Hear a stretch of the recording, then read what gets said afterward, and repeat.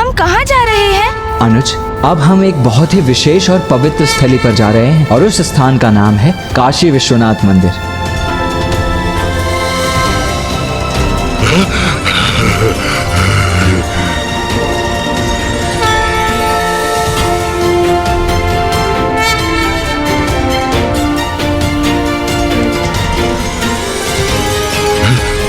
प्रणाम पिताश्री।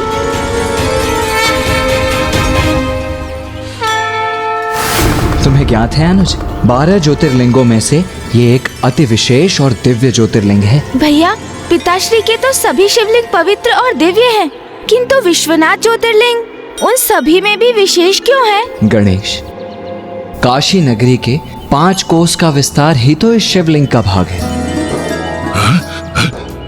जैसे काशी नगरी की उत्पत्ति की एक कथा है, वैसे ही विश्वनाथ मंदिर में स्थित इस शिवलिंग की भी एक विशेष कथा है। कैसी कथा भैया? वो कथा हमें भी सुनाइए ना। आपने तो कहा था काशी पहुंचते ही शीघ्र इस योनि से मुक्ति मिल जाएगी प्रभु। वो क्षण कब आएगा?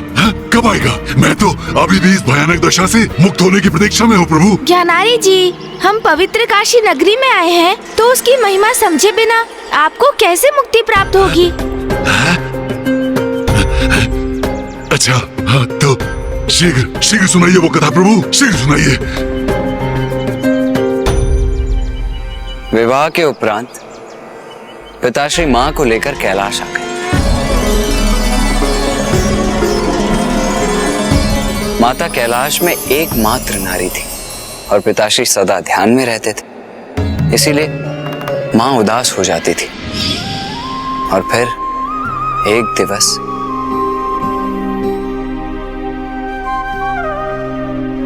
स्वामी।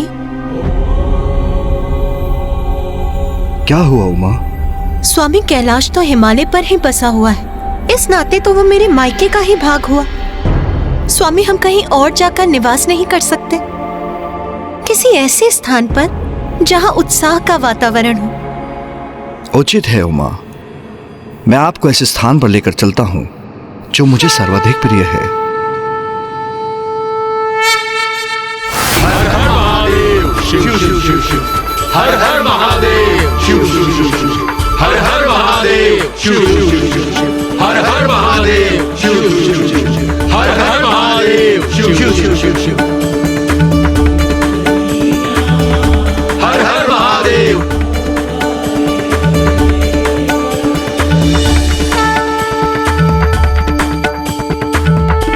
उमा, ये है काशी, मेरी सबसे अधिक प्रिय नगरी। स्वामी, ये नगरी तो मुझे भी भा गई। मन करता है यहीं स्थित हो जाऊं। हाँ प्रिय।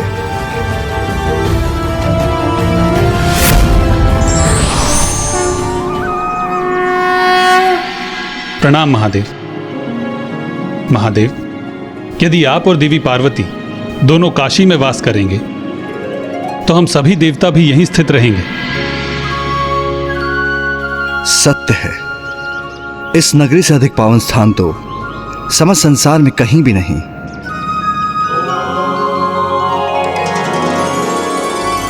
मुझे इतना क्यों प्रिय है, इसलिए मैंने मन बना लिया है, आज से अब मैं यहीं पर निवास करूंगा, जिसे विश्वनाथ के नाम से जाना जाएगा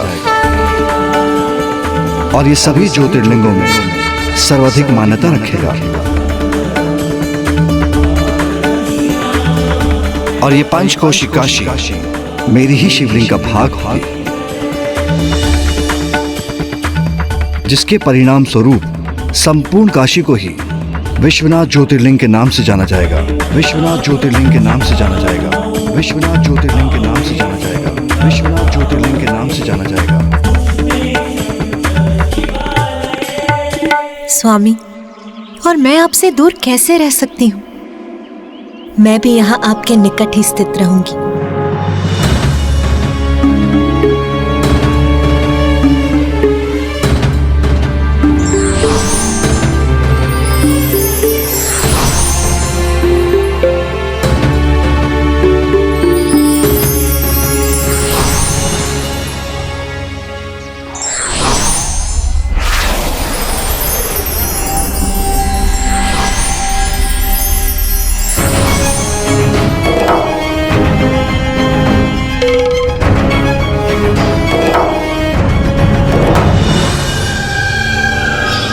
भैया, तो शिवलिंग के रूप में साक्षात पिताश्री अर्थात जगत पिता परमेश्वर महादेव है।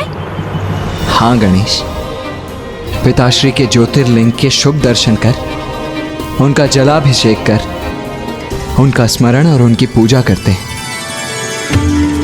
शीघ्र शीघ्र जाइए आप दोनों। हाँ हाँ, उसके पश्चात अवश्य मुझे इस योनि से मुक्ति प्राप्त होगी। हाँ, जाइए जाइए जाइए। हाँ।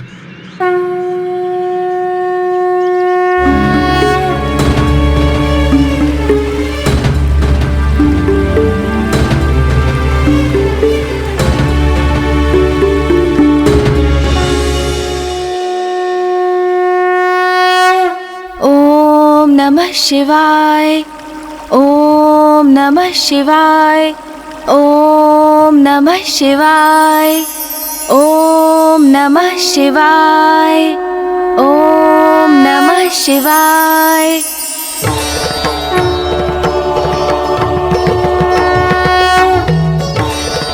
हमारा प्रणाम स्वीकार करें पिताश्री।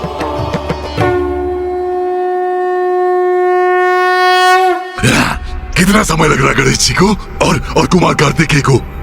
पिताश्री, वो देखिए, प्रभु गणेश जी और गुरुदेव लौट रहे हैं।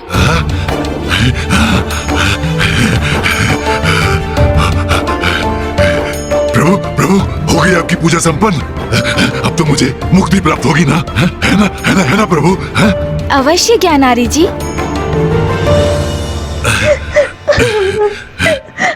चलिए चलिए प्रभु, चलिए।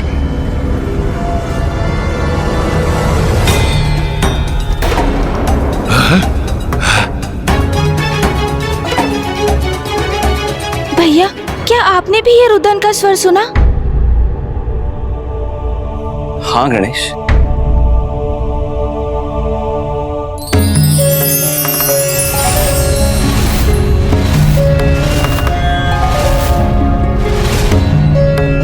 मेरे पुत्र कार्तिकेय और पुत्र गणेश यहाँ हैं। शीघ्र ही यहाँ मेरी उनसे भेंट होगी। वो अवश्य मेरे स्वामी को मेरे निकट लाने का उपाय ढूंढ ही लेंगे।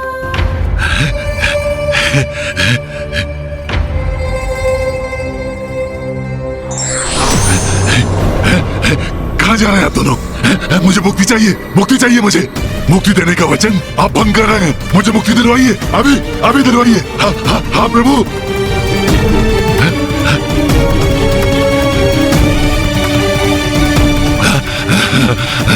जाओ पुत्रों, अपना वचन निभाने का कर्तव्य पूर्ण करो, क्योंकि तुम्हारा वचन तो किसी भी बंधन से, तुम्हारे परिवार के प्रति तुम्हारे दायित्व से भी कहीं सर्वोपरि। मैं दीर्घकाल से अपने स्वामी के सानिध्य से दूर रहने की अपार पीड़ा सह रही हूँ, जो अब मेरे लिए और बेअसहनीय होती जा रही है। कि मैं तुम्हारे कर्तव्य के निर्वाहन में बाधा कदापि नहीं बनूंगी। मैं मेरे स्वामी के लिए अधीरता से प्रतीक्षा करूंगी। ज्ञानारी जी, जो जीवन में जैसे कर्म करता है वो उसके वैसे ही फल भोगता है। आपने ईश्वर को नकारा, अधर्मपूर्ण आचरण किया, अन्य जीवों पर अत्याचार किए, इसलिए आज आप इस योनि में हैं। किंतु अब मैं और भैया आपकी सहायता के लिए तत्पर हैं। तो पुनः अपना धैर्य खोकर अपने लिए कठिनाई उत्पन्न मत कीजिए ना। हाँ ज्ञानारी जी, धीरज रखिए तनिक। मैं और गणेश अवश्य आपकी मुक्ति का कोई उपाय ढूंढ ही लेंगे। धीरज धरूं? और कितना धीरज धरूं? गणेश जी, कुमार कार्तिकेय, आपने कहा काशी चलो, हम काशी आ गए। आपने कहा विश्वनाथ ज्योतिर्लिंग का जलाभिषेक करेंगे। मैं धैर्य पूर्वक आपके द्वारा वो पूजा संपन्न होने की प्रतीक्षा करता रहा, किंतु क्या हुआ फिर? कुछ नहीं, कुछ नहीं। मैं तो अभी भी रह गया ना। गुरु, भयंकर, पिशाच। मैं पूछना चाहता हूँ, मुझे इस योनि से मुक्ति क्यों नहीं प्राप्त हो रही है?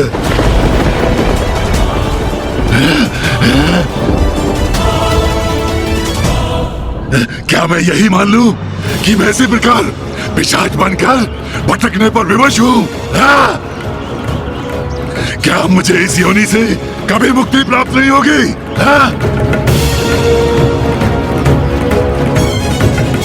नहीं,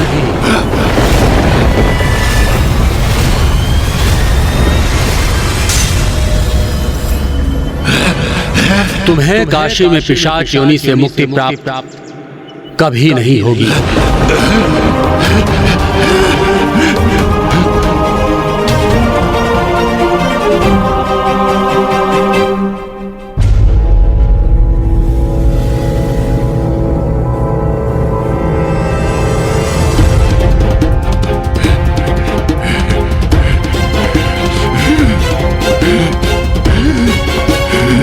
ये ऋषिवर क्या कह रहे हैं? क्या नारी जी पिशाच योनि से कभी मुक्त नहीं हो पाएंगे?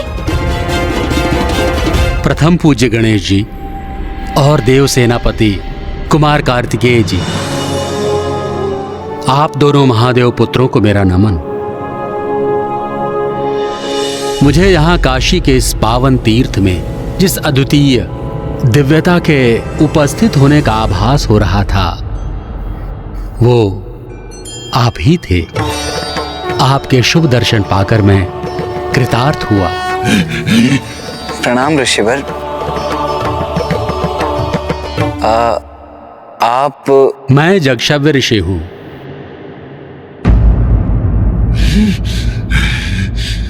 महादेव का एक साधारण भक्त। मेरा नियम है महादेव के दर्शन के बिना अन्न और जल भी ग्रहण नहीं करता हूं। ये सब तो ठीक है, किंतु आपने क्यों कहा कि मुझे काशी में मुक्ति प्राप्त नहीं होगी? क्यों कहा आपने ऐसा? काशी नगरी तो मुक्ति और मोक्ष का मार्ग प्रशस्त करती है। यहाँ जो जीव मरणासन्न अवस्था में पहुंचता है और जिसकी यहाँ मृत्यु हो जाती है, उसे स्वयं महादेव उसके कर्ण में तारक मंत्र का उच्चारण कर उसका उद्धार करते हैं, उसकी सदगति निश्चित करते हैं। किंतु मेरी मृत्यु तो काशी में नहीं हुई है, तो मेरी मुक्ति का क्या होगा? मुझे मुझे मुझे वो सदगति कैसे प्राप्त होगी?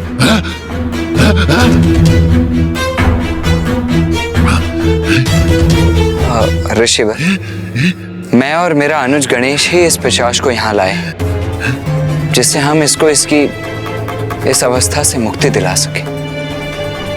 तो कृपया अब आप ही हमारा मार्गदर्शन करें कि किस प्रकार हम इसकी सहायता करें।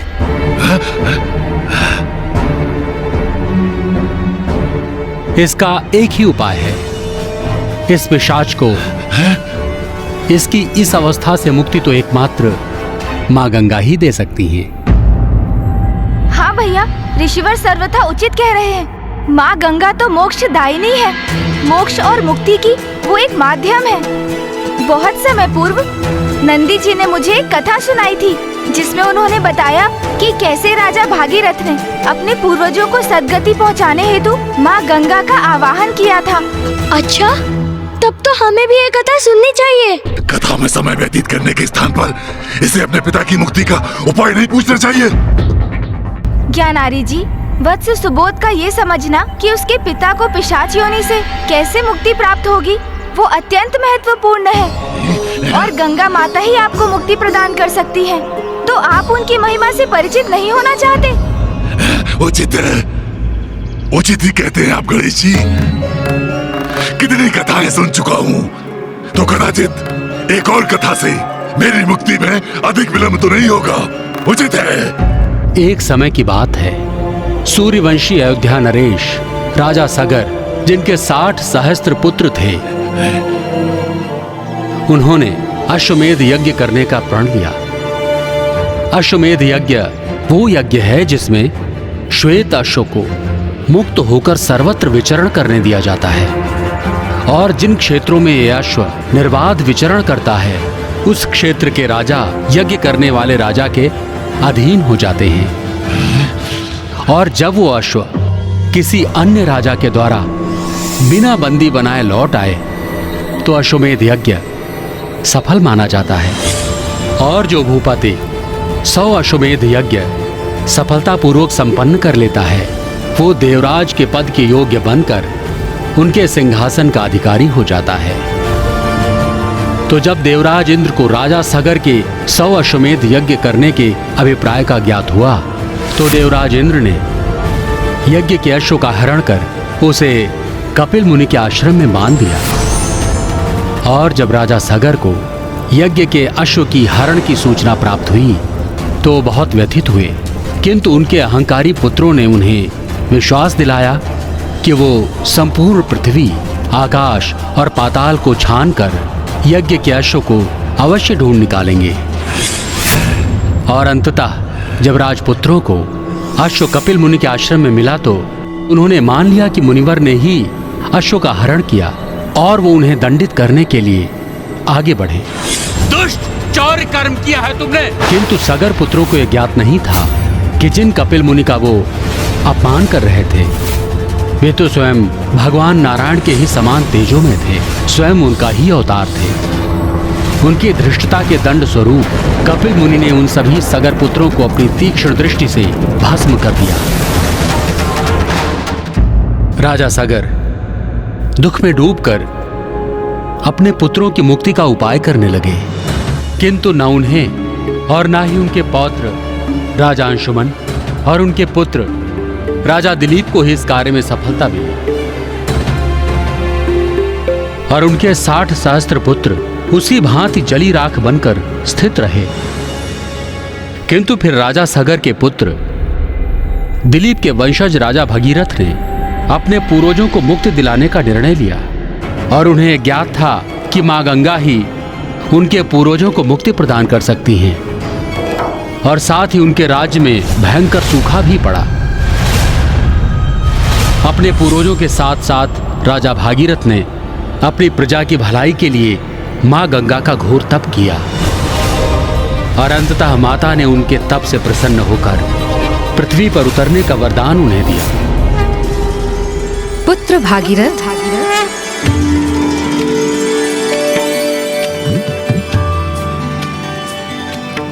प्रणाम मां गंगे। पुत्र भागीरथ, मैं तुम्हारी तपस्या से प्रसन्न होकर पृथ्वी पर उतरने के लिए प्रस्तुत हूँ। किंतु जब मैं स्वर्ग से पृथ्वी पर उतरूंगी तब यदि मेरे वेग को ना रोका गया तो समस्त पृथ्वी मेरे प्रचंड जल प्रवाह में बहकर नष्ट हो जाएगी। माता, मैं तप करके आपके वेग को रोकने के लिए महादेव को मना लूंगा। प्रणाम माता। इसके पश्चात ऋषि भागीरथ महादेव के तप में लीन हो गए। नमः शिवाय, ओम नमः शिवाय, ओम नमः शिवाय, ओम। तुम धन्य हो वत्स भागीरथ। प्रणाम प्रभु। तुम्हारी सहायता कर तो मैं स्वयं भी आनंदित हो जाऊंगा।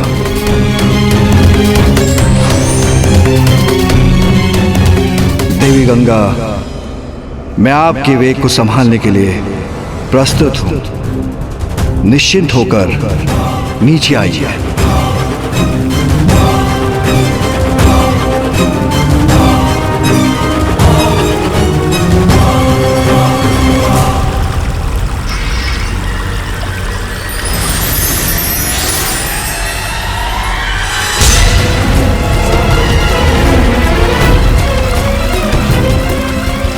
जब माता गंगा महादेव की जटाओं से होती हुई पृथ्वी पर अवतरित हुई तो भागीरथ उन्हें अपने 60 सहस्त्र पूर्वजों के अवशेषों की दिशा में ले गए। मां गंगा के पावन जल के स्पर्श से राजा भागीरथ के पूर्वजों को सद्गति प्राप्त हुई।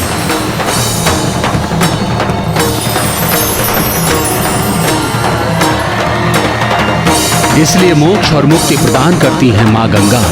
आप सभी को इस पिशाच को मां गंगा की जलधारा की ओर ले जाना चाहिए। जैसे ही मां गंगा के पवित्र जल में डुबकी लेगा वो इसे इसकी इस पिशाच योनि से अवश्य मुक्ति प्रदान करेंगी। ऋषि, हमारे मार्गदर्शन करने के लिए आपको कोटि कोटि धन्यवाद। प्रणाम ऋषिवर, आपका बहुत बहुत धन्यवाद। अच्छा है। शीघ्र चलिए प्रभु, शीघ्र चलिए।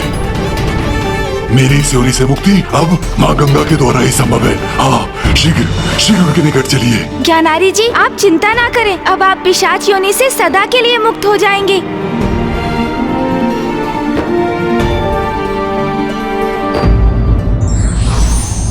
घटना के पीछे कोई ना कोई कारण अवश्य छिपा होता है। हमें धैर्य पूर्वक उसे समझ और जानकर ही अगला कदम उठाना चाहिए।